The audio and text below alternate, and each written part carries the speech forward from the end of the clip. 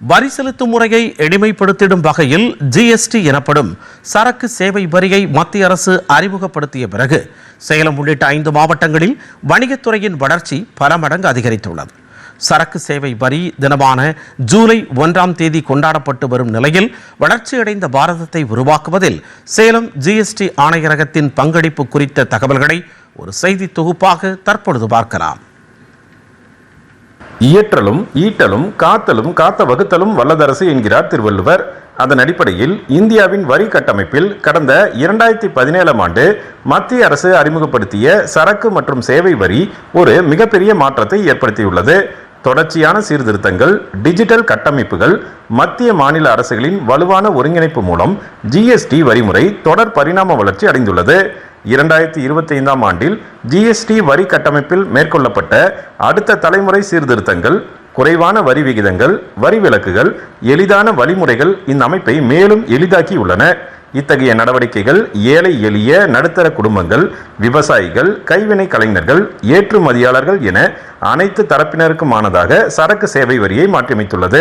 சேலத்தை தலைமையிடமாக கொண்டு இயங்கும் ஜிஎஸ்டி ஆணையரகத்தின் கீழ் சேலம், தருமபுரி, கிருஷ்ணகிரி, நாமக்கல், ஈரோடு மற்றும் திருப்பூர் மாவட்டத்தின் ஒரு பகுதியில் ஜிஎஸ்டி வரி விதிப்பு பல்வேறு மாற்றங்களை ஏற்படுத்தியுள்ளது. இதன் மூலம் சேலம் உள்ளிட்ட 5 மாவட்டங்களில் ஜிஎஸ்டி வரி வருவாய் தொடர்ந்து அதிகரித்து வருகிறது. சேலம் மண்டல ஜிஎஸ்டி ஆணையரகத்தின் வரி வருவாய் அதிகரித்துள்ளதாக கூறுகிறார் சேலம் மண்டல ஜிஎஸ்டி ஆணையர் Rohit Dwivedi. Central GST Commissionerate in Salem. So there were only 36,000 SSE.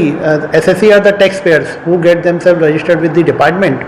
And now in 2026 we have total 78,000 SSE in Salem. That gives us that people are being associated, the entities are getting associated with GST department.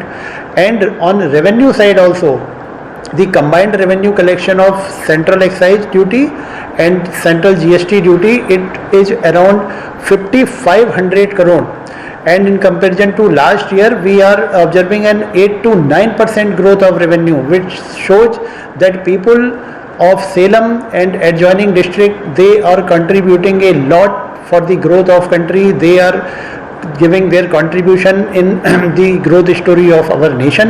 Salem மண்டலத்தில் கடந்த 2017ஆம் ஆண்டு வரி செலுத்துவோரின் எண்ணிக்கை 36,000ஆக இருந்த நிலையில் நடப்பாண்டில் இந்த எண்ணிக்கை 78,000ஆக உயர்ந்துள்ளது. ஒரே பாரதம் உன்னத பாரதம் என்ற இந்தியாவின் தொலைநோக்கு பார்வையை வலுப்படுத்திடும் வகையில் ஒரே நாடு ஒரே வரி என்ற அடிப்படையில் சரக்கு சேவை வரி மிகப்பெரிய தாக்கத்தை வணிகர்கள் மற்றும் பொதுமக்களிடையே ஏற்படுத்தியுள்ளது. இந்த வரி சீர்திருத்தங்கள் பொதுமக்கள், வணிகர்களின் தேவைகளை பூர்த்தி செய்து வளர்ச்சியடைந்த இந்தியாவை நோக்கிய பயணத்திற்கு வலு சேர்க்கின்றன என்பது குறிப்பிடத்தக்கது. டிடி தமிழ் செய்திகளுக்காக சேலத்திலிருந்து விஜயகுமார் குணசேகரன்.